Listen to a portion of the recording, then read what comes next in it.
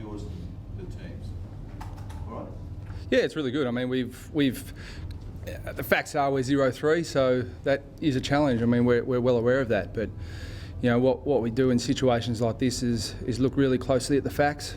We look at the indicators in game that we take a lot of stock in, and you know they could be better, but they're not terrible. So you know, but we haven't got the win on the board. So you know, morale can take a hit when you haven't won a game yet. But you know, we've just got to keep looking at the facts and keep improving on those things. And you know, we're really confident that results will come if we fix those areas. The broad view is that your skills have let you down. That you're not as polished as you need to be the better teams. Is that fair? It was fair on the weekend for sure. I mean, if we really generalise from the game on the weekend and look at one simple fundamental of the game, our kicking wasn't good enough, and we gave, you know, Stephen Hill in particular stands out. We gave him a really easy, you know, shot at goal at a crucial time in the game, and you know, we didn't hurt the opposition when we had the ball in our hands, and we also gave the ball back to them on a couple of occasions. So that's an area we've got to continue to work on. Does Sunday shape as a season-defining game?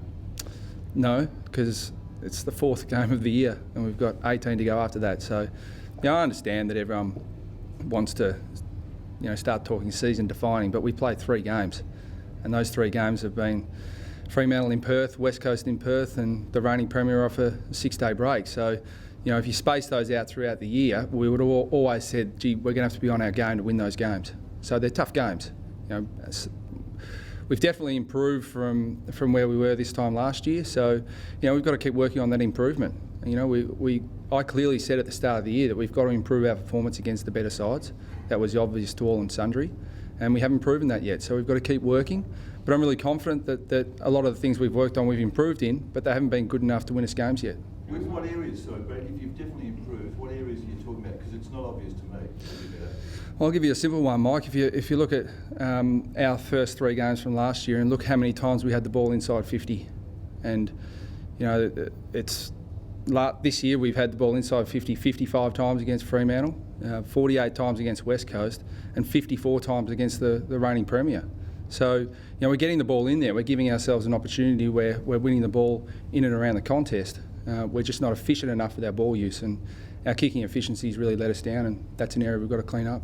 How hard to stop morale? How hard is it to stop morale from sagging as you go week by week, loss by loss? It's difficult. I mean, it's a fact that when you're not winning, you know, players can get down on themselves. You know, they listen to what you guys write, and they listen to what's on the TV, and they read what's in the papers. So, you know, it's hard to keep them up, but we've got to keep reverting back to what we think are the facts and keep working on those things. And the only way you can turn around morale is from some results, and we've got to start getting those results pretty soon. Given that, Brad, the way, as you say, they listen to external forces, have you had to convince them that they have improved?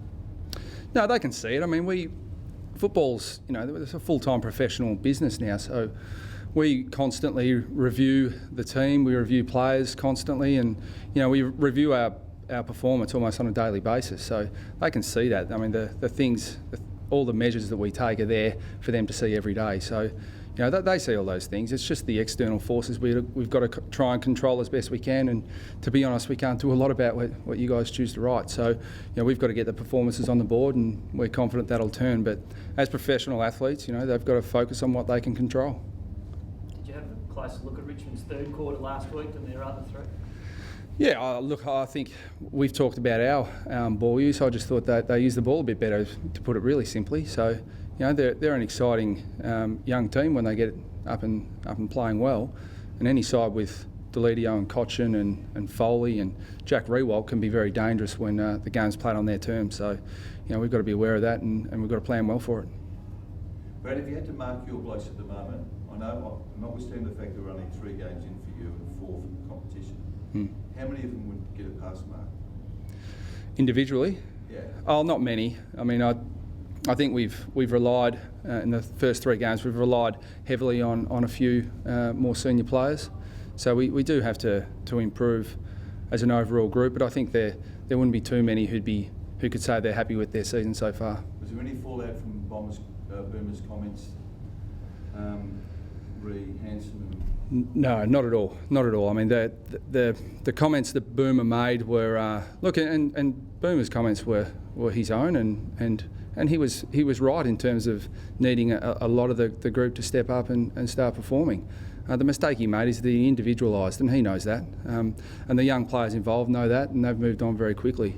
I mean, Boomer's probably the most respected figure at North Melbourne at the moment, if not ever. So, you know, there's been absolutely no fallout from that. Magic talk, there's a lot of talk about him at the moment. I mean, how do you see him and how far off could he be from being elevated? Well, his improvement's been extraordinary. I look at him 6 months ago, and I think I would have thought that he was miles away from being able to play AFL footy, but his improvement was so rapid that we gave him an opportunity in the NAB Cup, and he performed quite well in there. You know, if his next 6 months of improvement, he continues to improve at that rate, then you know he'll be a pretty handy AFL player. But right at the moment, we have to be very careful with his development. We monitor him extremely closely, as we do all our young players.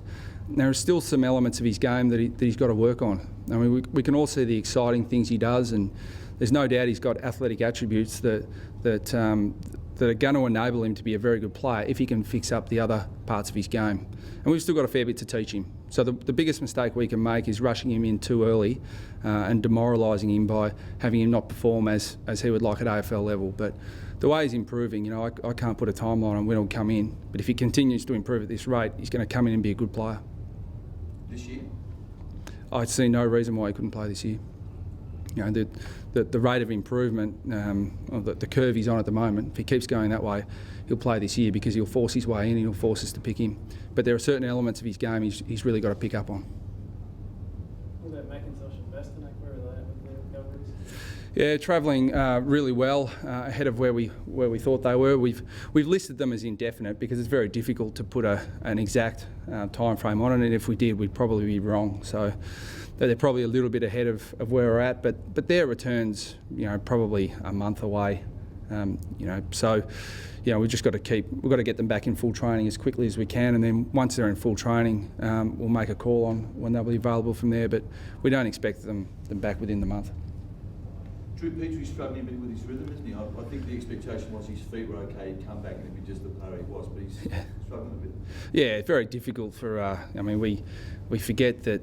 You know, when you see him fit and healthy and running around, he's training really well and he's looking really strong and fit at training. We expect that to transfer through to the game, but you know, he's played really 2 games in 18 months, so you know he's going to take a little bit of time to come. But I get the feeling he's not far away. He got his hands to the ball a lot, and Grover and McFarlane are very good defenders, and they clearly beat Petrie and Hansen on the weekend. So you know the strength that Drew has is he's such a competitor. I mean, he laid 3 tackles in the forward 50 for us, and he wasn't outmarked.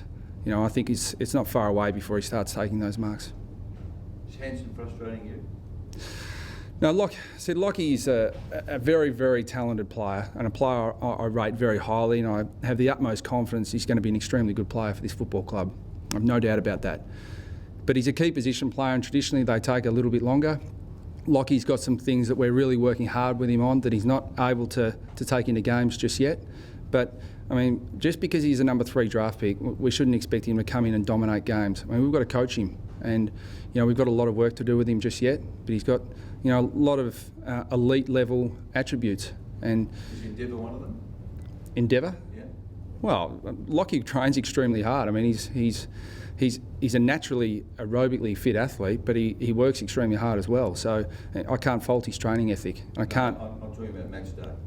Oh, you should watch him, Mike, on match day, and you know, maybe we should publish his GPS results. He works extremely hard, so I can't fault him in that area.